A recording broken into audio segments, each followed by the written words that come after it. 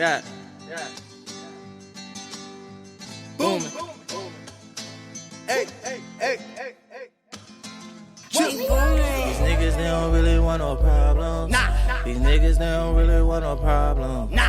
No, we don't really give a fuck about them. Nah. And my niggas know I got them. Yeah. We booming on the track, you know it's work. Yeah. Little shorty over there, she gon' twerk. Yeah. And I think she with a man, he gon' be hurt. Whoa. Yeah, but you know we don't give a fuck.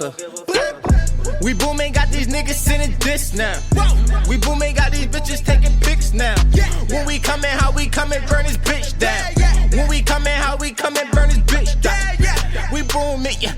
We booming, we booming, we booming, we booming, we booming. When we comin', how we comin', burn this bitch down. Yeah, she look at my watch 'cause it's like bling blow. Yeah, I play the cause I'm duck, but I'm the king now. If you think you fucking with me, boy, you see now. Yeah, I'm ballin' on these niggas in the league now. Can't wait till I can pull up in that drop. I treat every song like soda, they gon' pop. And your bitches like my hat, she on my top. She on my dick. And these niggas steady flipping, we don't flop, no. We booming, baby, oh yeah, we booming. You ain't getting money, my nigga, what is you doing? All these niggas hating good music, what we influence. All these niggas hating the money, what we pursuing. We booming, got these niggas sending this now. We booming, got these bitches taking pics now.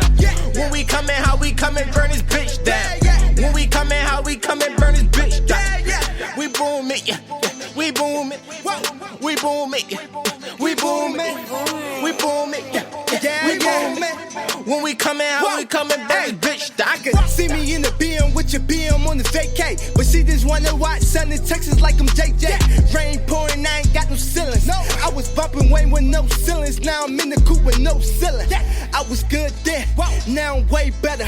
Make it rain, tell it splash. That's that Mayweather. If that chick curve us once, we never call it back. 100 mil, need all of that, it's been the rack. Money, count it up, and that's been my mindset. If I don't got my son on these, I made it out the projects. Hate to see my whip, and they face, they looking sick. If rap had draft, I'm the #1 pick. Hey, we booming, got these niggas sending this now.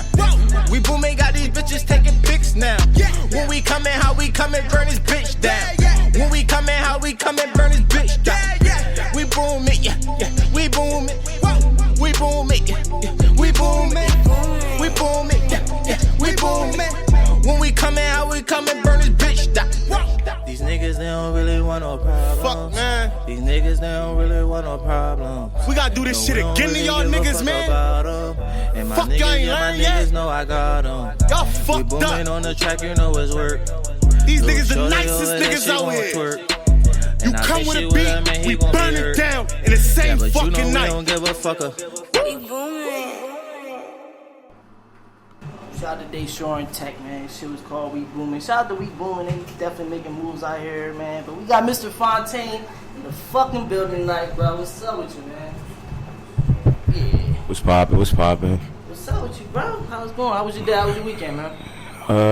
It was very chill. You know what I mean? We just got done wrapping up the tour and shit. Yeah. So, Tour ended this weekend? Yeah. We had it at Webster Hall in New York. That was the last stop. Okay. We just did that shit, and I just been relaxing pretty much now. Word. Yeah. I was a tour, man. Like, tell me, is it really how these rappers say different bitch every night on that other shit? Nah, not really. I mean, it's the possibility out there for it, but we was on the type time we go in there, we get the bag, you know what I mean, we do the show, we come back to Jersey type shit. It was like why spend all that bread that we just made on hotel rooms and all this other shit and on bitches we don't know, all that type of shit. So we just move different. Got wifey or something. It's just different. I mean, tour life is crazy though. It's definitely fun. You just gotta get used to all that traveling, like all that sitting in cars or whether you flying or whatever you're doing. You gotta get used to that. But it's definitely fun. Like different fans every night, get to see where your fan base and stuff is at. You get to interact with them, get to see if they really fucking with you or not. They come out to the shows. We sold out Jersey and Blackwood, and we sold out in Philly. And we almost sold out in New York. In New York, that was a surprise. We didn't expect a lot of people to come out in New York, but they was really fucking with us. Yeah. So when you say you were signing titties, we talking about big titties, little titties, or just all different types of titties? Guys? It was just, you know what I mean. We was just signing whatever, man. It was an experience. You know what I mean. It was the first time I'm actually going out state somewhere and all that, and I'm getting the type of recognition I'm getting, and people actually wanting my autograph and thinking that shit means something. So for all of this, it's just still like a gradual trying to get used to this shit. But yeah, you know what I mean? You got autographs, people stop you taking pictures, people scared to ask you for a picture type shit. Like, I'm not used to all that shit. But it's fun. It's definitely fun. Yeah. So how you feel, you come from Camden, you Right. straight bottom, and you touring everywhere. That's why it's crazy. That's why it's like when you come from down here, like especially like I can always remember, like a lot of people don't have hope. Like you don't know where you're gonna end up type shit. Like especially when you like just a kid, you just growing up until life hits you. Like around the time when you graduate high school, so around that time when you find out what you really about to do. Like cause once it's nobody holding your hand no more.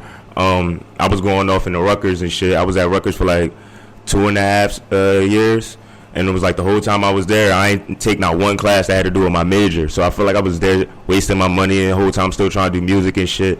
And in the back of my mind, I always had the mindset, like, I'm not trying to work for nobody. Like, you feel me? Like, why work for somebody when I can just work for myself and just be happy and doing something that I love to do? So it was like around the time in life, like I said, life hit you. Like, I lost a couple homies around that time. They was fucking up with my classes, talking about I owed them money. I had to pay that money before I could go back to school.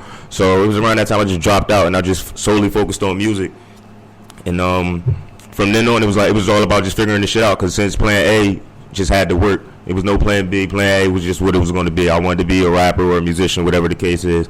That's what I was going to do, because Plan B was I was going to be back to where not knowing what the fuck I was about to do. And I wasn't trying to feel that again. So we just went hard with this shit. When you started rapping?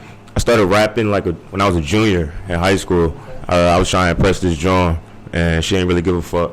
But I was trying to impress this John in high school. You know what I mean? I was trying to get her back. I was on some Drake shit, and I ended up getting everybody else's attention but her. She was still on some fuck you type shit. I remember to this day the conversation. We was like walking to the bus stop and shit, walking home. I'm like, yo, what if I just become a famous rapper? This is before I was really trying to take rapping serious. I just wanted to draw and shit, you know what I mean? So I'm like, what if I just became a famous rapper? And she just was like, then you just be a famous rapper then.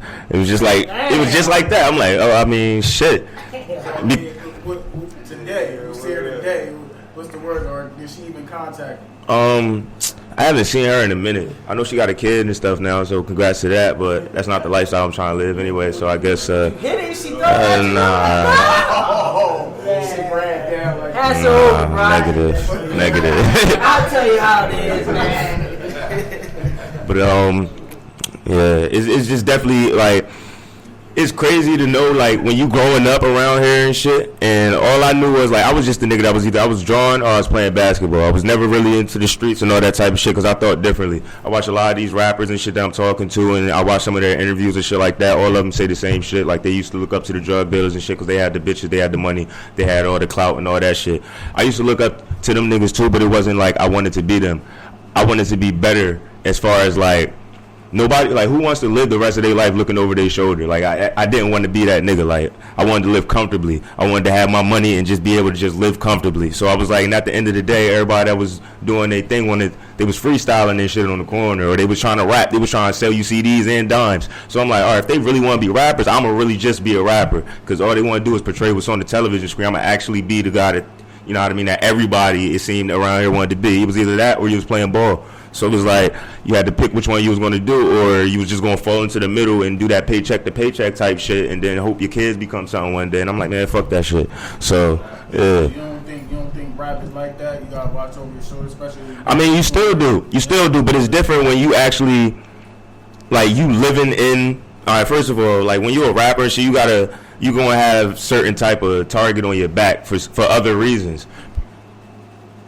You can bypass that shit. Like, you gotta look over your shoulder regardless. As a human being, as a man, you gotta make sure that you straight. But when you live in Camden, which is only but so big, and I say this at all my interviews, it's like Call of Duty Nuketown map. You bound to run into the nigga. There's nowhere you're gonna go. That's why they say it's the most dangerous. They be like, oh, Philly got bodies. I'm like, yeah, I understand. But understand how small our map is. So it's like you got all these bodies happening on top of each other. There's no safe place in Camden. What's a safe neighborhood out here? I can go to Philly and go to the suburbs somewhere and be like, are you chilling? But then when you go out here, you got to watch it back. There's nowhere, Kramer Hill, no. I mean, I know motherfucking essays, all that shit, do the crazy shit in Kramer Hill. So there's nowhere you can go in Camden just be like, all right, this is con, chill, this is low, we be good here. It's not, you know what I mean? It's not that type of place. So for me to actually make it out on some shit that I was daydreaming about and shit that I was just thinking about in class, and for it to actually pan out, the shit's crazy. Because everybody used to tell me, yo, you can do whatever you want to do. And that was just bullshit to me growing up. Like, nigga, you see what's around me? Like, everybody want to do the same shit and can't nobody do it. So how you going to tell me I could do whatever I want to do or be whoever I want to be? But to see it happen, it's like, that ass tell everybody, it's a way that it can happen. You just got to take it seriously. It's a mindset more than anything. How did you do it? I mean, we got a bunch of rappers out here in the same place that they at since 5 years ago. Right. What did you do differently? You got to take pride in anything that you drop. Like, down to, I had to learn, like, it was a whole trial and error type situation. You got to, down to your fucking mixtape cover. If that shit is not up to par, you won't even get to the first track. Niggas not pressing play. Like, you gotta take pride in everything you drop. Every song has to be of quality. Down to the font that you choose, all that shit. Your promotion has to be right. You can't bombard your fans with 10,000 tags and shit like that. If they gonna fuck with you, they gonna fuck with you. If you producing that type of music, when you first starting out as an artist, you don't know what type of demographic you gonna lead to. I didn't know that I was gonna be appealing to white kids that's fucking like 13, 14 and shit like that. That wasn't my demographic. I grew up around niggas, you feel me? So for that to happen is like, it's something in my music that appeals to them. So it's like, you don't know who your fans are. So for you to be tagging random people, it's just like, it's a turnoff for a potential fan. They might want to fuck with you. But it's like, when you keep on hitting them up that way, it don't work that way. I figured that out because I used to do that. Niggas don't like that shit. Until it started happening to me, and I realized niggas don't like that shit. Like, you can't do that shit. You gotta go about your promotion right. You gotta make sure your team right. Your team gotta be willing to come behind you and believe in everything that you pretty much pushing. Like, it can't half-ass you. And when I say that, you can't you can't have yes men around you. You can't have a bunch of niggas that's going to tell you everything you do is hot and everything that you do is the right decision to make. You're going to have niggas that's going to have to pull you to the side, be like, hey, I'm not so sure about this, you feel me? Or maybe we should approach it this way. You got to have people with business mindset. Like, I started out, I was just out here rapping. My manager right now, before, like, while I was in college, my manager and I were going to college at the same time. I was in Rutgers. He was in Syracuse University. But he went to school to become a manager. So it's like, the nigga, as he gradually was learning, he was applying it like to each other. Like, we were like, yo, this is what I learned today in class. Oh, all right, bet. I mean, we got to start doing this. So as he was learning, I was learning in both fields, business and as an artist. I'm still trying to hone my craft while he's learning everything he can. By the time he graduated, it was just go time. It was like, he learned everything he could in the 4 years. I was at a position where I already had established my fan base. We both held up our ends of the deal with the shits. So it was like, it was just go time. He gave all his efforts into actually managing me. And I was already like, it was around this time I got laid off from the Boys and Girls Club and shit. So it was at that point, I'm like, I can never work for nobody else. Because if it's that easy for me to lose a job, then like I don't want to do it, you feel me? That's why I said I'd rather be my own boss. So it was like we were just building up at the same time, and we figured this shit out. We went about it the right way. We made connections outside of Jersey, outside of Camden, outside of Philadelphia. You got to make those connections, shake those hands. You got to go out to those events, go out to those shows, meet those people. Like, relationships matter more than anything in the industry.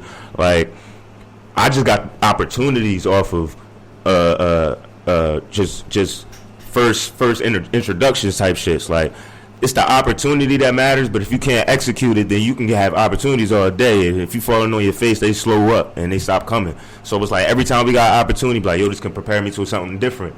I'm turning up every time, whether it's a show, I got to do a freestyle on Sway on the spot. Like, I learned about that Sway shit the night before. He was just like, yo, this is what we doing tomorrow. Because he was bringing Mike Zombie up there already, and he asked about me and shit. So it was like, bring Mirror up there too. So I just went up there. I thought I was just going to freestyle. He gave me a whole interview and shit like that. That shit was crazy that he did his homework. Like, this nigga I used to watch on TV. Right. So, like, you just got to be ready at all times. A lot of rappers don't be prepared for the moment, and they think what they doing right now is already the wave or the way that you're supposed to do it. They not willing to actually take critique and shit like that. And that's pretty much how it happened. And then another strong thing you really got to understand, you got to have a team. Like, it was me, Ish, and Kev Rogers, and we started this Southside shit. And it was just like, that was just out of some rebellion shit. Y'all know, like, when you come from Camden, you know what I mean? Once they figure out where you from, niggas don't really, they start treating you differently. Right. If you're not from around here and shit, like, oh, well, he a Camden nigga, whatever the fuck that means. So it's like, once we come over, you feel me? Once we was over the bridge, though, it was no longer, oh, he's a Camden nigga. He's a Jersey nigga, you feel me? What the fuck is this Jersey nigga doing over here? But they don't know. We don't got no venues. We ain't got them aspects that they got over there. So we got to go over there just to get our shit off. So we was going over there, really wasn't getting